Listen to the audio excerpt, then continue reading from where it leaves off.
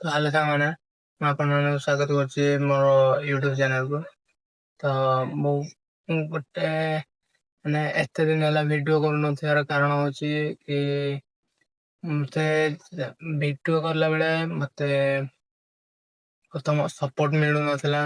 ମାନେ ବାପାଙ୍କ ତରଫରୁ, ବୋଉ ତରଫରୁ, ଘର ଲୋକଙ୍କ ତରଫରୁ କୌଣସି ସପୋର୍ଟ ମିଳୁନଥିଲା।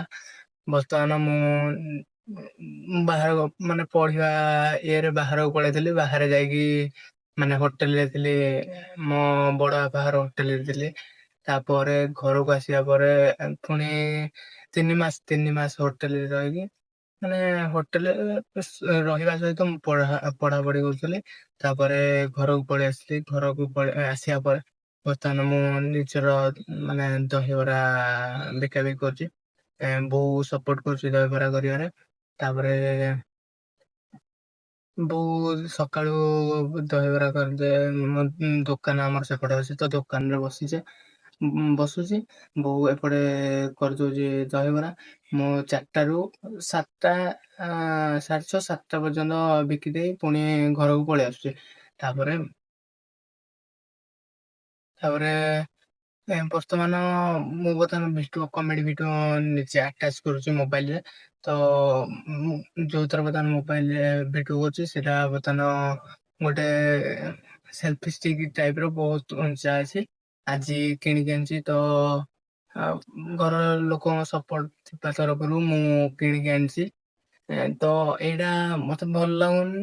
ମୁଁ ବ୍ଲଗିଂ କରିବା ପାଇଁ ଏଇଟା ମୋ ସିଙ୍ଗଲ ବର୍ତ୍ତମାନ ବସିଛି। ଏଇଟା ଏମିତି କରିବାକୁ ଠିକ ଅଛି, କିନ୍ତୁ ମୁଁ ନିଜେ ବ୍ଲଗିଂ କରିବା ହାତରେ ଏଇଟା ମତେ କୌଣସି ପସନ୍ଦ ଲାଗୁନି। ତ ଦେଖିବା, ଦେଖନ୍ତୁ, ପ୍ରଥମ ମୋର ମୋଟିଭ ହଉଛି ଭିଡିଓ ବନେଇବା। କୌଣସି ପ୍ରକାର ବି ଭିଡିଓ କରିକି ମୁଁ ଏଇ ବର୍ଷ ଯାକ ଛାଡିବି, ବ୍ଲଗିଂ କରିବି। ତ ମତେ ଆପଣଙ୍କର ସପୋର୍ଟ ଦରକାର ହଉଛି। ତ ଆପଣ ମାନେ ମତେ ବହୁତ ଭଲ ଭାବରେ ଟିକେ ସପୋର୍ଟ କଲେ ମୁଁ ଭିଡିଓ ବନେଇ ଚାଲିଥିବି।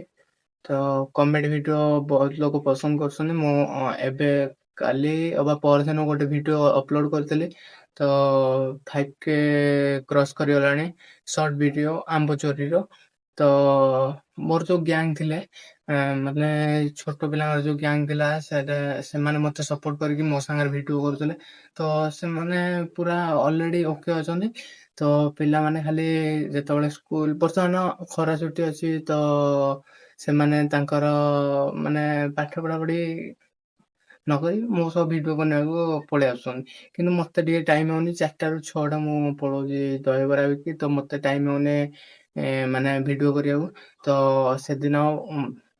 ସେଦିନ ବନ୍ଦ ଥିଲା, ସାବିତ୍ରୀ ଲାଗି ସେଦିନ ବନ୍ଦ ଥିଲା। ତ 4ଟା କି 5ଟା ଅଲରେଡି ଭିଡିଓ ଏକା ଦିନକେ କରିଦେଇଛୁ। ତ ଭାଇ ଚିଣ୍ଟୁ ଭାଇ ଆସିଥିଲା, ତ ତା ସହ ଆମେ ମିଶିକି ଏଇ ସେଲଫି ଷ୍ଟିକ୍ ଆସିନଥିଲା ସେତେବେଳେ। ତ ଚିଣ୍ଟୁ ଭାଇ ଆସିଥିଲା, ତା ସହ ମିଶିକି 4ଟା କି 5ଟା ଅଲରେଡି କରିଦେଇଛୁ ମାନେ ଭିଡିଓ। ତ ମୁଁ 3 ଦିନ ହେଲାଣି ପୋଷ୍ଟ କରୁଛି। ଯୋଉଟା ପ୍ରଥମ ଭିଡିଓ ପୋଷ୍ଟ କରିଥିଲି ତାହା 5K କ୍ରସ୍ କରିସାରିଲାଣି। ବର୍ତ୍ତମାନ ଆପଣ ଯଦି ସେମିତି ସପୋର୍ଟ ଦେଖେଇବେ, ତାହେଲେ ମୁଁ ଭିଡିଓ କରିବାରେ ଟିକେ ମାନେ ମନ ଦେବି।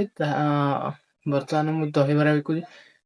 ବାପା ବୋଉ ତାଙ୍କ ସପୋର୍ଟ ଅଛି। ତ ମୁଁ ବର୍ତ୍ତମାନ ଏଡେ ବଡ ମାନେ 4,000 ଟଙ୍କାର ଗୋଟେ ସେଲଫି ଷ୍ଟିକ୍ ବର୍ତ୍ତମାନ କିଣିକି ସେଥିରେ ଭିଡିଓ କରୁଛି ଆପଣଙ୍କ ସାମ୍ନାରେ। ତ ଯଦି ଭିଡିଓ ମାନେ ଏମିତି ଆଗକୁ ଆଗକୁ ବଢି ଚାଲେ, ମୁଁ ଭିଡିଓ ବନେଇବାକୁ ଚେଷ୍ଟା କରିବି। ମତେ ଟାଇମ ହଉନି, କିନ୍ତୁ ଭିଡିଓ ବନେଇବାକୁ ଚେଷ୍ଟା କରିବି କମେଡି ଭିଡିଓ। ତ ମୋ କହିବା କଥା ହଉଛି ଏଇଆ କି ଆପଣ ମାନେ ମତେ ସପୋର୍ଟ କଲେ ଆମ ଘର ଲୋକ ମତେ ବି ସପୋର୍ଟ କରିବେ କି ତୁ କର ବୋଲି। ତ ଆପଣ ମାନେ ଭିଡିଓଟିକୁ ମୋର 2ରୁ 3 ଥର ଦେଖନ୍ତୁ, ବେଶୀ ନାହିଁ। 1ରୁ ଅଧିକ ଥର, 2 ଥର ପର୍ଯ୍ୟନ୍ତ ଦେଖିପାରନ୍ତି। ତା ଭିଡିଓଟାକୁ ଭଲ ଲାଗିଲେ ସେୟାର କରନ୍ତୁ। ସେୟାର କଲେ କଣ ହବ କି ୟୁଟ୍ୟୁବ ମୋ ଭିଡିଓଟାକୁ ବୁଷ୍ଟ କରିବ। ଆଉ ଗୋଟେ ଏମିତି ବୁଷ୍ଟ କଲେ ମୋ ଭିଡିଓ ସମସ୍ତଙ୍କ ପାଖକୁ ପହଞ୍ଚିବ। ତ ସମସ୍ତଙ୍କ ପାଖକୁ ପହଞ୍ଚିଲେ ସମସ୍ତେ ଦେଖିଲେ ମୋର ଭିଉ ବଢିବ। ତ ଘର ଲୋକ ଖୁସି ହେବେ। ଦେଖନ୍ତୁ, ୟୁଟ୍ୟୁବରେ ମୁଁ ଯେତେବେଳେ ମୋର 10 ମିଲିୟନ ହେଇଯିବ, ତାପରେ ଘର ଲୋକ ଖୁସି, ମୁଁ ଖୁସି। ତ ଆପଣମାନଙ୍କୁ ଖୁସି କରିବା ପାଇଁ ମୁଁ କଣ କରିପାରିବି ସେଇଟା ଆପଣମାନେ ମୋତେ ଯଦି କମେଣ୍ଟ ମାଧ୍ୟମରେ ଜଣେଇବେ ତ ଭଲ ହବ। ଦେଖନ୍ତୁ ଲଙ୍ଗ ଭିଡ଼ିଓ ହଉ କି ସର୍ଟ ଭିଡ଼ିଓ ହଉ, ସର୍ଟ ଭିଡ଼ିଓରେ ମୁଁ କମେଣ୍ଟ ଦେଇପାରିବି। ଲଙ୍ଗ ଭିଡ଼ିଓ ମାନେ କୌଣସି ପ୍ରକାର କେମିତିଆ ବ୍ଲଗ କଲେ ଆପଣ ଖୁସି ହେବେ ସେଇଟା ଆପଣଙ୍କ ଉପରେ ଡିପେଣ୍ଡ କରୁଛି। ଆପଣ ଯୋଉ ଭଳିଆ ବ୍ଲଗ କହିବେ ମୁଁ ସେଇ ଭଳିଆ କରିବାକୁ ଚେଷ୍ଟା କରିବି।